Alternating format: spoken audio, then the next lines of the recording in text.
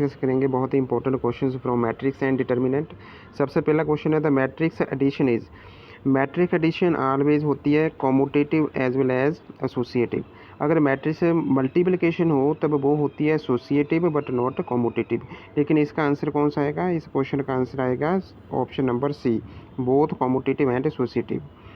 Question number second, which of the following statement is correct? A plus B का transpose equal to A का transpose plus B का transpose, ये बिल्कुल correct है। A B का transpose equal to A transpose B transpose, ये गलत है, क्योंकि इसमें ए बी का अगर ट्रांसपोज होता है तो उसका मतलब होता है बी का ट्रांसपोज मल्टीप्लाई बाय ए का ट्रांसपोज। और ऑप्शन सी भी गलत है इसकी, क्योंकि जहाँ पर के का ट्रांसपोज नहीं आना था, जस्ट के आना चाहिए था। और ए प्लस बी का ट्रांसपोज इक्वल टू ए का ट्रांसपोज प्लस बी के ट्रांसपोज के इक्वलेंट होता है, तो ये ऑप्शन भी गलत होगी। इसका मतलब इस क्वेश्चन में ऑप्शन नंबर ए जो है वो करेक्ट होगी। Next question, question number three, if A equal to एक मैट्रिक्स दी गई है जो कि 2/3 की है और एक मैट्रिक्स बी दी गई है जो कि 3/2 की है, तो आपसे ऑर्डर पूछा है ए बी का, ए और बी दोनों की मल्टीप्लिकेशन है, ए बी का ऑर्डर कितना होगा? देखो, ए का ऑर्डर है हमारे पास 2/3 और बी का ऑर्डर है हमारे पास 3/2। तो जब मल्टीप्लिकेशन का ऑर्डर ढूंढना हो तो फर्स्ट एलिमेंट और जहाँ से लास्ट एलिमेंट ये उठा लो, तो इसका ऑर्डर कितना होगा? 2/2। तो इसकी ऑप्शन क्या होगी? सेकंड। नेक्स्ट क्वेश्चन देखिए, question number 4, if the order of the matrix A is n/m then the order of इस ट्रांसपोज। देखो, जब ट्रांसपोज होता है तो इसका जो ऑर्डर होता है वो इंटरचेंज हो जाता है। कहने का मतलब, अगर जहाँ पर हमको n/m का दिया गया है तो इसके ट्रांसपोज का कितना होगा? m/n का ऑर्डर। ऑप्शन नंबर डी इसकी करेक्ट होगी। Next question, the diagonal elements of a skew Hermitian matrix are. ये तो एक स्टैंडर्ड रिजल्ट है, ये याद ही रखना है आपने। जो स्क्यू हर्मिशियन मैट्रिक्स होती है उसके जो डायगोनल की एंट्रीज होती है वो क्या होती है? जहाँ तो प्योरली इमेजिनरी होती है, जहाँ क्या होती है? 0। इसकी ऑप्शन बी करेक्ट होगी। Next question, to convert a Hermitian matrix into a skew Hermitian. जब हम हर्मिशियन मैट्रिक्स को स्क्यू हर्मिशियन में कन्वर्ट करते हैं तो हर्मिशियन मैट्रिक्स को किसके साथ मल्टीप्लाई किया जाता है? 4 ऑप्शन दी गई, आयोटा माइनस वन या नन ऑफ दीज। देखो, सबसे पहले तो A if A is Hermitian, तो A star equal to A star का मतलब क्या होता है? ए का ट्रांसपोज और उसका कंजुगेट, वो ए के इक्वलेंट आना चाहिए। तो अगर हम आयोटा के साथ ए को मल्टीप्लाई करते हैं तो जहाँ पर जे देखो, अगर आयोटा के साथ मल्टीप्लाई करते हैं तो स्टार का मतलब हो गया उसका कंजुगेट और उसका ट्रांसपोज, और अलग अलग कर दिया हमने। जहाँ पर कंजुगेट आयोटा का कंजुगेट कितना होता है? माइनस आयोटा, वो हमने बाहर निकाल लिया। तो जे वाली जो मैट्रिक्स है इसका मतलब होगा ए स्टार। तो ए स्टार किसके इक्वलेंट गिवन दिया गया है? A star equal to A, तो ये हो गया हमारे पास minus iota A. Iota A का star equal to minus iota, इसका मतलब it is a skew Hermitian matrix. इसका मतलब इसको किसके साथ मल्टीप्लाई करना पड़ेगा? हर्मिशियन मैट्रिक्स को आयोटा के साथ अगर हम मल्टीप्लाई करते हैं तो वो क्या बन जाती है? स्क्यू हर्मिशियन बन जाती है। Next question, if A is any square matrix then A minus A का ट्रांसपोज, ए माइनस ए का स्टार, ए स्टार का मतलब ए का कॉन्जुगेट और उसका ट्रांसपोज। तो इस जे वाली मैट्रिक्स क्या होगी? सिमेट्रिक होगी, स्क्यू सिमेट्रिक होगी, हर्मिशियन होगी या स्क्यू हर्मिशियन होगी? देखो, इसका आंसर क्या आएगा? ए माइनस ए स्टार, इसका अगर हम स्टार करते हैं तो हमारे पास आएगा A star minus A double star. A double star किसके इक्वलेंट होता है? ए के इक्वलेंट होता है। तो जहाँ से नेगेटिव कॉमन निकल गया तो हमारे पास ये मैट्रिक्स दोबारा आ गई। तो इसका मतलब ये हो गया, ये वाली जो मैट्रिक्स होगी वो हमारे पास क्या होगी? Skew Hermitian. इसका मतलब इसकी जो ऑप्शन डी है वो क्या होगी? करेक्ट होगी। क्वेश्चन नंबर 8, द मैट्रिक्स, एक गिवन मैट्रिक्स दी गई है और ये पूछा है जो सिमेट्रिक है, स्क्यू सिमेट्रिक है, ऑर्थोगोनल है या यूनिटरी है। तो इसका देखिए, जो सिमेट्रिक तो नहीं है, अगर इसके रो और कॉलम चेंज कर दिए जाए तो हमारे पास वो वाली मैट्रिक्स वापस नहीं आती है। तो स्क्यू सिमेट्रिक भी नहीं है, तो इसको यूनिटरी चेक करते हैं। ए स्टार चेक करो कितना होता है? ए इक्वल टू आ गया हमारे पास जे, और ए स्टार जे आ गया। सिमिलर होगा, ए स्टार इसी मैट्रिक्स से इक्वलेंट ही आ गया है। तो दोनों को अगर हम मल्टीप्लाई करेंगे तो मल्टीप्लाई करने के बाद हमारे पास इसका आंसर आता है 1001, मतलब इसको आइडेंटिटी कहते हैं।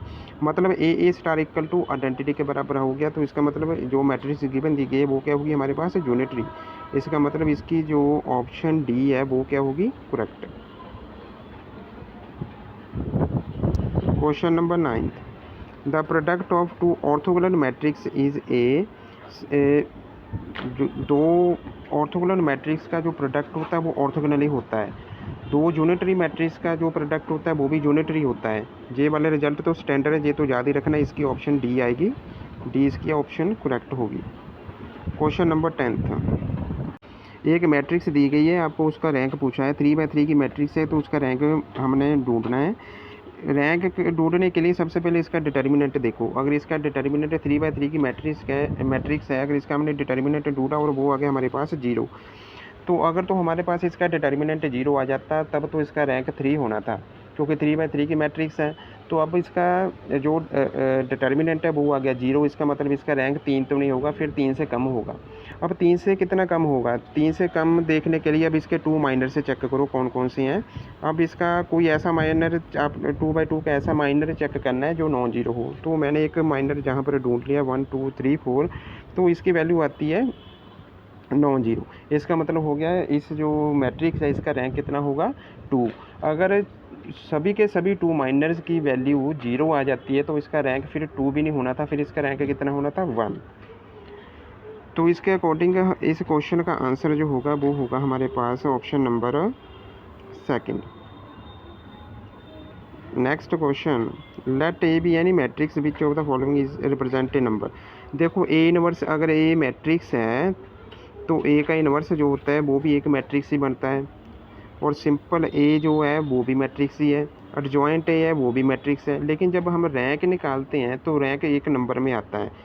तो विच of the following represents A number, इसका मतलब इस क्वेश्चन की जो ऑप्शन नंबर सी है वो क्या होगी? करेक्ट। रैंक जो होता है वो नंबर होता है। Next question number 12, if A and B are two matrices such that A B equal to A and B equal to B, then A is idempotent, B is idempotent, ऐसी कोई option है डेम्पोटेंट के बारे में पूछी गई है। तो इसके लिए देखो डेम्पोटेंट क्या होता है, और डेम्पोटेंट उस मैट्रिक्स को कहते हैं जहाँ पर ए स्क्वायर इक्वल टू ए हो तो ए को हम कहेंगे डेम्पोटेंट। तो अडेम्पोटेंट के लिए देखो सबसे पहले ए स्क्वायर निकालो। ए स्क्वायर निकाला, ए स्क्वायर की ए की वैल्यू कितनी दी गई है? जहाँ पर ए की वैल्यू दी गई है ए बी, तो जहाँ पर ए की वैल्यू ए बी लगा दी। ए बी का होल स्क्वायर का मतलब A B dot A B हो जाएगा। तो ये जो सेंटर वाले एलिमेंट है इसके, उनको कंबाइन कर लो। कंबाइन करने के बाद बी आ गया। बी ए की वैल्यू कितनी है हमारे पास? बी दी गई है, तो इसकी वैल्यू यहाँ पर फिल कर दी हमने बी। तो अब जो पहले वाले दो एलिमेंट इनको कंबाइन कर दिया, हमारे पास ए बी इंटू बी हो गया। और ए बी की वैल्यू कितनी दी गई है जहाँ से? ए, और ए की वैल्यू जहाँ पर आ गया हमारे पास ए बी, और ए बी की वैल्यू कितनी होगी? ए।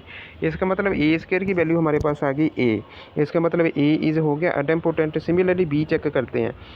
अब बी जब हम चेक करेंगे, B square equal to B का मतलब है बी ए, उसका होल स्क्वायर कर देंगे, वहाँ पर बी ए डॉट बी ए हो जाएगा। फिर सेंटर वाले जो एलिमेंट है के उनको कंबाइन कर देंगे तो ए बी आ गया हमारे पास।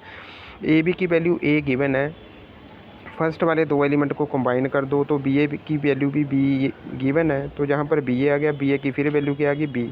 जहाँ पर बी स्क्वायर इक्वल टू कितना आ गया? बी। इसका मतलब बी जो मैट्रिक्स है वो भी हमारी क्या है? अडेम्पोटेंट मैट्रिक्स है। तो इसके अकॉर्डिंग हमारी जो इस क्वेश्चन की ऑप्शन नंबर सी है वो करेक्ट होगी। Question number 13, if A and B are symmetric matrix then A B is symmetric if.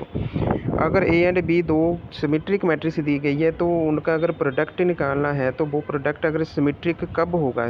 जब A and B both are non singular, A and B both are commute, A and B both are non commute, या none of these.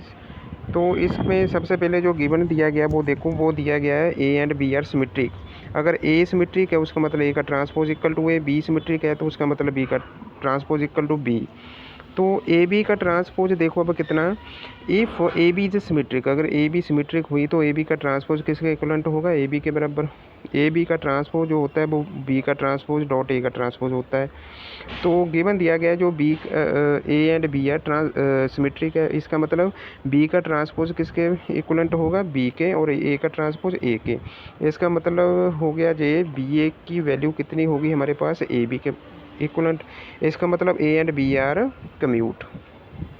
इसके according जो हमारी option number B है वो होगी इसकी correct option. Next question, the matrix, एक matrix दी गई है, इसके बारे में पूछा है जो डायगोनल है, स्क्यू सिमेट्रिक है, हर्मिशियन है, सिमेट्रिक एंड स्क्यू हर्मिशियन है, skew symmetric and skew Hermitian है। चार में से कोई एक ऑप्शन ठीक होगी, वो देखते हैं कौन सी ठीक होगी। पहले तो ये है, जे वाली मैट्रिक्स डायगोनल है, it is not a diagonal matrix, पहली तो ऑप्शन कट हो गई। तो अब इसको सिमेट्रिक चेक करते हैं। इसकी सिमेट्रिक कैसे चेक करते हैं, जो भी गिवन मैट्रिक्स है उसका हमने ट्रांसपोज निकालना है। मैट्रिक्स का ट्रांसपोज निकाला, अगर वो इक्वल टू ए के आ गया तो सिमेट्रिक होगी, अदरवाइज नहीं होगी। तो जे आ गई हमारे पास मैट्रिक्स, तो it is not equal to A, इसका मतलब जो सिमेट्रिक तो नहीं है। अगर इसमें से नेगेटिव भी निकालिए कॉमन, तो वो हमारे पास आ जाता है माइनस ए, तो इसका मतलब ए का ट्रांसपोज इक्वल टू माइनस ए आ गया। दिस इम्प्लाइज ए इज क्या होगी, स्क्यू सिमेट्रिक। इसका मतलब जो मैट्रिक्स गिवन दी गई है वो क्या होगी, स्क्यू सिमेट्रिक। अब हमने देखना इसको भी, ये हर्मिशियन और स्क्यू हर्मिशियन में क्या आती है। देखो ये मैट्रिक्स जो है इसमें सारे के सारे जो नंबर दिए गए हैं वो रियल नंबर दिए गए हैं, इसमें इमेजिनरी कोई भी नंबर नहीं है। इसका मतलब जो स्क्यू सिमेट्रिक होता है वो क्या हो जाता है फिर, स्क्यू हर्मिशियन। अगर ये सिमेट्रिक होती तो क्या हो जाना था, हर्मिशियन। तो इसका मतलब ये वाला ऑप्शन नंबर इसकी जो फोर्थ होगी वो करेक्ट ऑप्शन होगी, skew Hermitian and skew symmetric. Next question, question number 15। The system of equation x plus y plus z equal to 3, 2x minus 3y plus 2z equal to 1, 3x minus 2y plus 3z equal to 7 है। Equation का system दिया गया है, इसको बताना है भी इसके कितने सोल्यूशन है, यूनिक है, इनकंसिस्टेंट है या इनफाइनाइट सोल्यूशन है। सबसे पहले तो ये जो गिवन सिस्टम ऑफ इक्वेशन है इसको हम A X equal to B form में लिखने के, वहाँ पर ए की वैल्यू इतनी होगी और बी की वैल्यू इतनी होगी, और इसमें से हमने एक ऑगमेंटेड मैट्रिक्स बना लिया है। ऑगमेंटेड मैट्रिक्स बनाने के बाद अब हमने इस ऑगमेंटेड मैट्रिक्स का रैंक चेक करना है, रैंक कितना होगा। उसके लिए हमने जे वाला एलिमेंट और जे वाले एलिमेंट को जीरो करना है। जीरो करने के लिए हम जे दो जहाँ पर जे रूल्स लगाएंगे जहाँ पर, तो उसके कॉरस्पॉन्ड हमारे पास जहाँ पर जीरो हो गया, -3 -2 जहाँ पर -5 हो गया, जीरो हो गया जहाँ पर, जहाँ -5 और जहाँ पर जीरो, -2 -3 -5, 3 -3 0, 7 -9 -2। तो अब इसके बाद हमने जे वाला जो एलिमेंट है इसको जीरो करना है। इसको जीरो करने के लिए जे वाला रूल लगा दीजिए, R3 -R2, R3 -R2 किया तो -5 + 5 जीरो हो गया, जहाँ पर 0 -0 0 हो गया, -2 + 5 कितने हो गए, 3। तो अब जहाँ पर देखो ये जो मैट्रिक्स ए है इसका तो रैंक हो गया 2, क्योंकि इसमें 2 नॉन जीरो रोज़ हैं, तो इसका रैंक हो गया 2। और ऑगमेंटेड मैट्रिक्स जो है हमारे पास पूरी की पूरी ये जो मैट्रिक्स है इसमें 1 नॉन जीरो रो है, 2 नॉन जीरो रो है और 3 नॉन जीरो रोज है। इसका मतलब इसका रैंक जो होगा वो होगा 3। अब ये दोनों ही रैंक ऑफ ए और rank of augmented matrix A B, ये दोनों आपस में इक्वल नहीं है। इक्वल नहीं है तो the given system is inconsistent. Inconsistent का मतलब इट हैज़ नो सोल्यूशन। ऐसे और वीडियो देखने के लिए हमारे चैनल को सब्सक्राइब कीजिए और वीडियो को लाइक और शेयर कीजिए। Thanks for watching.